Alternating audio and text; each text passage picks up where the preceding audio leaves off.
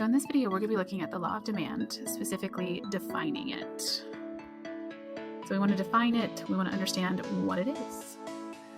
So the law of demand is defined as basically the desire to own something and the ability to pay for it. Now you got to break that down. You got two parts to this. The desire and the ability. So not only do you got to want it, but you got to have the money to buy it, which, is always the difficult part. So the law of demand basically states that when a price is set lower, more consumers will buy it. Likewise, the price is higher, less consumers will buy it. So it's pretty basic. You understand that. You want to buy something when it's cheaper. So there's two ways that the law of demand and the data basically that you would follow to understand it is displayed in two ways. The first is a schedule. So a schedule is basically going to be, it is a table, right? So you have first what we call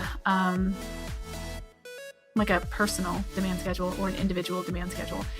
So the demand schedule is going to basically show at any given price how many you're going to buy it or how many you're going to sell.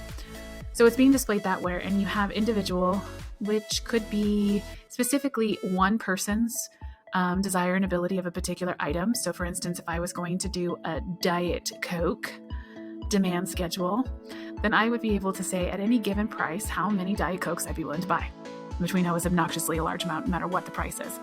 Market demand schedule is going to be a little bit more thorough, and this is usually looking at an entire market and various consumers for one product over various kind of stores, and basically bigger sample sizing, which is basically a market. So like the US market or the European market or the Arizona market, if they want to see a bigger sampling size of a particular product over a course of prices. You also then have the most common way that we look at it, which is a demand curve. So a demand curve is going to be taking, again, our positive quadrant of a graph, and you're going to have price on your y-axis, and you're going to have quantity demanded on the x-axis. And of course, because we know that as the price goes up, quantity goes down, we are going to see what we call a negative relationship. So it's called an inverse relationship in this particular law, and that means that you're going to see that negative slope.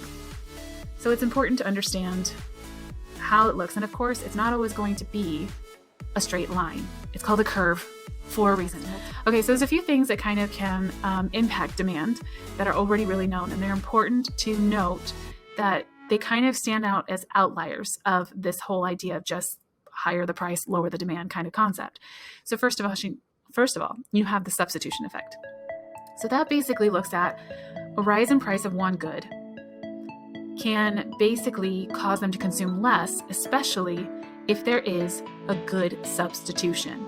So for instance, if you see movie theater prices go up, well, we have good substitutions. There's things like Redbox, subscription services, and you have other ways to like rent it. So you're not always going to go to a movie theater regardless of how high the price goes. You're going to go, right? And also, it could mean that if the movie theater prices go down, you're going to probably see a decrease in the desire for these because the movie theater might be the more desired good.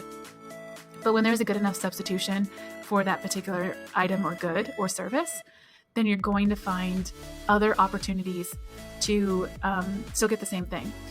So when a substitution is there, then a consumer is going to react by purchasing the substitutions. If no substitution is there, then it does move a little bit slower in the graph because people are not going to automatically buy less unless there's somewhere else to go until the price just gets outrageous. Another way is the income effect that can change this graph and also cause a little bit more of a curve in the graph. So what you have, though, is usually a change in consumption, meaning a reaction to that change in price, when there's basically what we call a real income. So you have a salary, you make a certain amount. It could be a salary or an hourly wage, and it basically is going to be able to buy a certain amount of goods and services. So if that price of the goods and services, I have bad handwriting, goes up, your salary might not change, but what we call it is making you feel poorer. So it basically has less buying power. And that means that even though you've made the same amount, you're actually able to buy less because the prices have gone up. And basically, that is a cost of living inflation. When salary isn't increasing or decreasing, but it seems like it is because it doesn't buy you as much because your cost of living is going up. So when we measure the income effect, economists really kind of want to make sure that they're looking at that.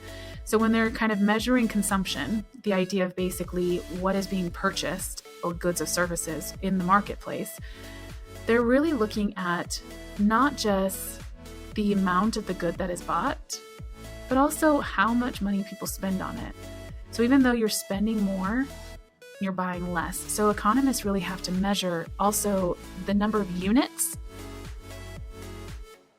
not just the amount that is being spent on them, to also look at how is inflation affecting the people. So if we want to look at, is it a good economy or bad economy, looking at inflation is a very important thing. So that is basically the law of demand. It's pretty simple, right? Just more something costs, less people want it. So stay tuned for the next video when we discuss how that can shift and mess things up.